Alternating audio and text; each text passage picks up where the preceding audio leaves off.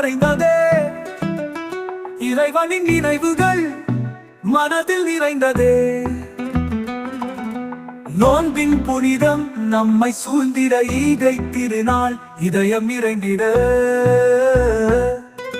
பகலெல்லாம் பசியோடு இறைவனை நினைத்தோ, இரவெல்லாம் தொழுகையில் பாவங்கள் துடைத்தோ. குர்ஆனின் ஒளியில் மனம் அமைதி கொண்டோ, ஏழைகளின் துயர் துடைக்க உதவி செய்தோ. இறைவனின் கருணையால் நோன்பு முடிந்தது, ஈகை திருநாள் நம்மை மகிழ்வித்தது. உறவுகளோடு ஒன்றாய் கூடினோம், அன்பையும் மகிழ்ச்சியையும்